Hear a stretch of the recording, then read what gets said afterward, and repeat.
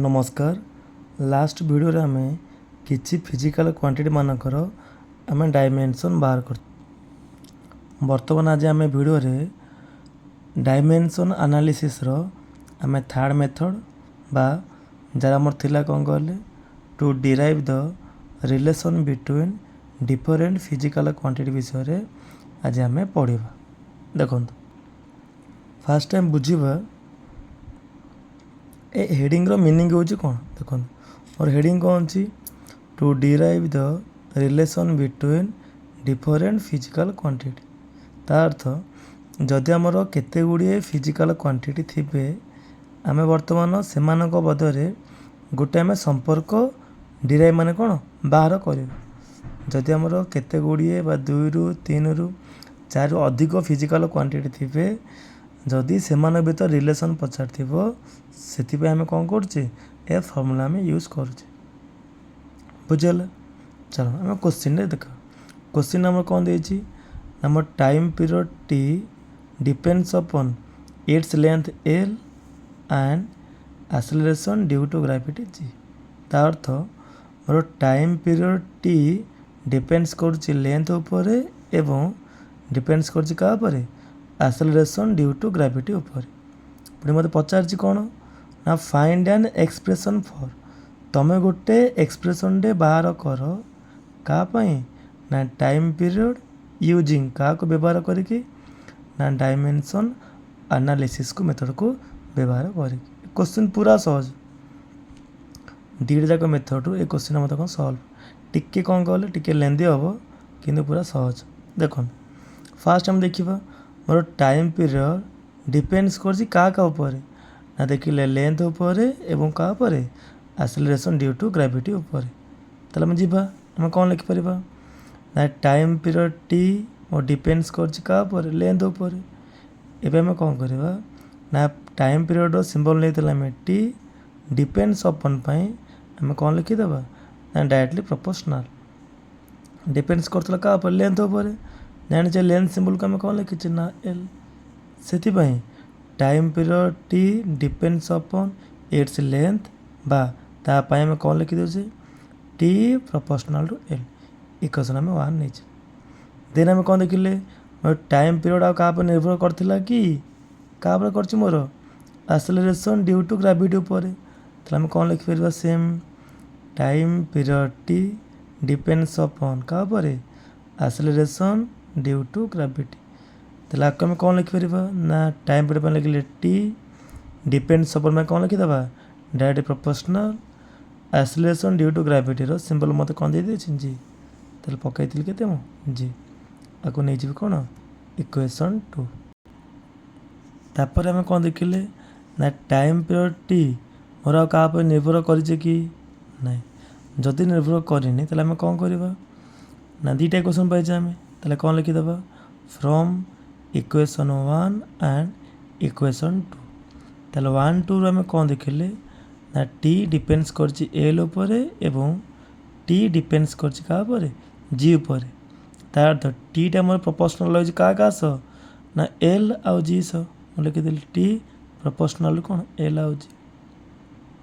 एति बुझल चलो हम नेक्स्ट स्टेप रो कोन करबा एठी मोर जो प्रोपोर्शनल अछि ए प्रोपोर्शनल को हम उठे देबा।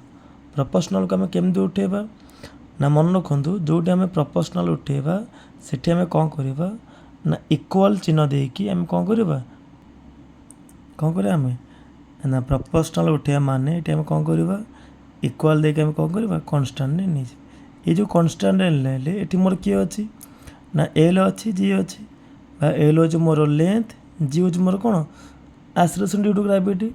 एठी जो कांस्टेंट नेली सेति हम कोन करले ना अंकर कांस्टेंट रो डायमेंशन नै छी केते नै जिबा ना जे तोर l अछि ता पावर हम केते नै जिबी a नै जिबी देन g थिले ता पावर केते नै गेली b आउ के थिले c आउ के थिले ता पावर d थांदा एमते हम नै गले बुझि परले। चलो नेक्स्ट स्टेप रे हम कोन करबा ना एठी जे हम जो लास्ट इक्वेशन पाइचे मोर कोन इक्वेशन 3 एठी मोर किए का को बुझौछि ना देखिले मोर t का को बुझले टाइम पीरियड के का को मोर बुझौछि रे प्रोपोर्शनल कांस्टेंट l का को बुझला ना लेंथ g का को बुझला एक्सेलरेशन ड्यू टू ग्रेविटी। समस्ते आम कौन जानी ना एटी मोर जो क्वांटिटी अच्छा आम समस्तकर नेक्स्ट स्टेप रे कौन करवा ना डायमेंशन फॉर्मूला आम बाहर करदा देख बाहर कले कौन हम जेहेतु मोर टी थिला बाहर करदे कौन डायमेंशन ऑफ टाइम पीरियड जानी देन मोर के अच्छी के को आम कौन कहे ना कन्स्टांट डायमेंशन के लेस बा m0 l0 t0 तक आम लिखुनी नेक्स्ट मोर किए अच्छी एल एल मोर क्या बुझेगा लेंथ को तो मुझे कौन लिखिदेवी डायमेंशन ऑफ लेंथ देन मोर किए अच्छी जी जी मोर क्या बुझाऊँगी एक्सेलरेशन ड्यू टू ग्रेविटी से कौन लिखिदेली dimension of acceleration due to gravity ये बुझेगा चलो ये जो आमर फिजिकल क्वांटिटी गुड़ाक थिले तांकर वर्तमान आम डायमेंशन फॉर्मूला बाहर करदा टाइम पीरियड डायमेंशन के मोर ना टाइम पीरियड कला माने मोर क्या बुझेगा टाइम को डायमेंशन के m0 l0 t1 then dimension of length काढ़ा कि ना लेंथ डायमेंशन के ना l ताले m0 l1 t0 then dimension क्या काढ़ा एक्सेलरेशन ड्यू टू ग्रेविटी ताले के मोर जानी आम एक्सेलरेशन ड्यू टू ग्रेविटी कहले मोर क्या बुझाऊँगी एक्सेलरेशन को बुझाऊँगी तो डायमेंशन बाहर कर m0 l1 t-2 a step बुझेगा fast अब देखिले किए मोर क्या पर डिपेंड्स करुच्ची आम गोटे स्टेप करदे सेकेंड स्टेप रे कौन कले ना जो आम डिपेंड्स करथला जो आम इक्वेशन नहीं से लास्ट इक्वेशन रे मोर को फिजिकल क्वांटिटी क्या बुझाऊँगी आम समस्त कौन कले डायमेंशन बाहर करदे देन नेक्स्ट स्टेप रे कौन करवा एठी जो आम डायमेंशन फॉर्मूला समस्त पाईगले ताको आम पुट करवा माने पकईदेवा पकड़े केते हेबो ना फास्ट मोर टी थिला टी आम केते पाइछे m0 l0 t1 पकईदेले m0 l0 t1 equal को इक्वल चिन्ह देदेले के हो मोर कन्स्टांटा लेकिन एल हो मोर कौन लेंथ पकईदेले m0 l1 t0 ता पावर केते अच्छी ए जी मोर क्या बुझेगा ना dimension of acceleration due to gravity m0 l1 t-2 पकईदेली ता पावर केते अच्छी बी समझते स्टेप बुझीपारे चलो नेक्स्ट टाइम स्टेप कौन करवा आम ना ए पावर गुड़ाक आम खोलदेवा खोलले आमर केते हम नेक्स्ट स्टेप आम कौन करवा ए पावर गुड़ाक आम खोलदेवा ताले खोलले केते आमर हम ना देखो पावर केमती खोलिया आम ना पावर कौन कौन जेबे भी मत खोल सब बेले कौन कर गुणी दब ताले गुणले केते हेबो ना मोर लेफ्ट साइड किए अच्छी m0 l0 t1 इजिकल केते अच्छी खोलदेवा 0 इंटू ए मोर होगा 0 1 इंटू ए मोर होगा ए 0 इंटू ए मोर केते गला 0 सेमती सिमिलर ए पावर खोलिबा बोले केते हेबो एम रखिली 0 इंटू बी होगा मोर 0 1 इंटू बी मोर होगा बी टी केते हेबो ना -2 इंटू बी केते हला -2 ए स्टेप समझते बुझीपारे चलो नेक्स्ट स्टेप कौन करवा मोर लेफ्ट साइड रे किए अच्छी m0 l0 t1 इजिकल कौन करें ना डायमेंशन देखिले ए दुटा क्वांटिटी मोर कौन आसे रे गुणन आसी प्रीवियस वीडियो में कर आसचे जेबे भी दुटा क्वांटिटी भितर मोर गुणन आसो तेबे आम कौन करवा ना से पावर बा डायमेंशन गुड़ाक आम मिसेदेवा तो मोर मिसेले केते हेबो एम रखिली एटी पावर अच्छी 0 एटी पावर केते अच्छी 0 ताले 0 + 0 मोर केते हो 0 सेमती एटी अच्छी एल कौन करवा ना एटी पावर अच्छी ए एटी पावर केते अच्छी बी ताले केते हो एल पावर ए प्लस बी सेमती टी रखी कौन करवा ना 0 प्लस केते -2b ताले केते हो मोर -2b ए स्टेप बुझीगला देखो नेक्स्ट स्टेप रे कौन करवा आम ये जो ए आउ बी आम नहीं प्रोपोर्शनल कन्स्टांट उठे ए आउ बी नहीं बर्तमान ए आउ बी आम कौन करा मूल्य बाहर करवा ए आउ बी मूल्य आम केमती बाहर करवा ना से आम कौन करुचे एठी आम डायमेंशन गुड़ाक आम कंपेयर करुचे कंपेयर ऑल द कौन लिखिले डायमेंशन जब आम कंपेयर करवा तेबे ସେ ମୂଲ୍ୟ ଗୁଡ଼ାକ ଆମେ ବାହାର କରିପାରିବା। କଲେ କେତେ ହେବ ନା ଏଠି ମୋର ଥିଲା mର ପାୱାର 0, ଏଠି କେତେ ଅଛି ମୋର mର ପାୱାର 0। ତାହେଲେ mକୁ m ସମାନ ହେଲେ 0କୁ 0 ମୋର କ'ଣ ହେଇଯିବ ସମାନ ହେଇଯିବ।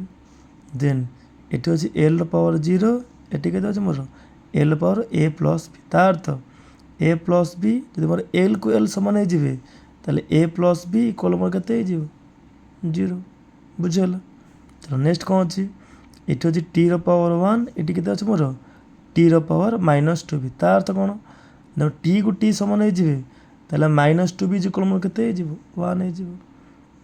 ତାହେଲେ ଏଇ ଏକ୍ସପ୍ରେସନ୍ରୁ ଆମେ a ଆଉ bର ମୂଲ୍ୟକୁ ଆମେ କ'ଣ କରିବା ଆମେ ବାହାର କରିବା। କେତେ ହେବ ଯଦି ମୋର a ପ୍ଲସ୍ b ଇକ୍ୱାଲ୍ ମୋର 0 ହୁଏ ତେବେ ଆକୁ ଆମେ କେତେ ଲେଖିପାରିବା ନା a ଇକ୍ୱାଲ୍ ଟୁ ଏ ପାଖେ ଥିବା ପ୍ଲସ୍ ପାଖେ କ'ଣ ହେଇଯିବ ମାଇନସ୍।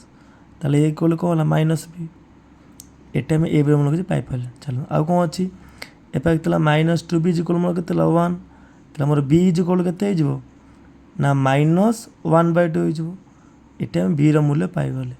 a ର ମୂଲ୍ୟ ଆମେ କେମିତି ପାଇବା ନା ଯେହେତୁ ଆମେ ଜାଣିଛେ a ଇକ୍ୱାଲ୍ ମୋର କେତେ -b, ତାହେଲେ ମୋର a ଇକ୍ୱାଲ୍ ଟୁ ମାଇନସ୍ ମୁଁ ରଖିଦେଲି b ର ମୂଲ୍ୟ କେତେ ପାଇଛି -1/2।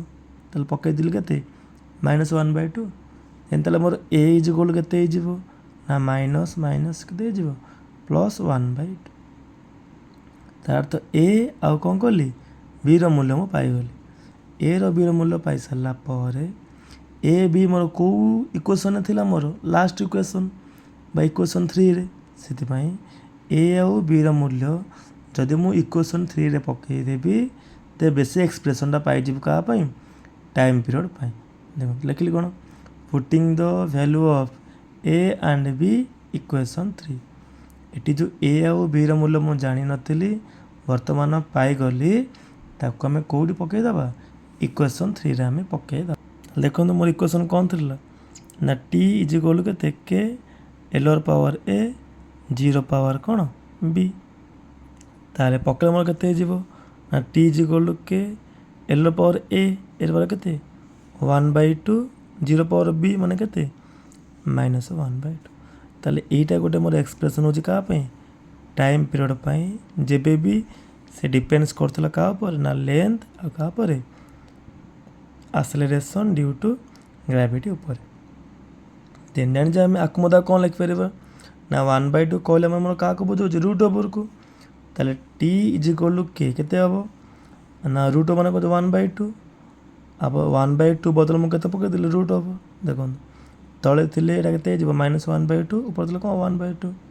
ଏଲ ପାୱାର ଥିଲା 1/2, ଜିରୋ ପାୱାର କ'ଣ ଥିଲା -1/2। ଯେହେତୁ ମାଇନସ୍ ଥିଲା ମୁଁ କ'ଣ କଲି ତାକୁ ତଳେ ଲେଖିଦେଲି।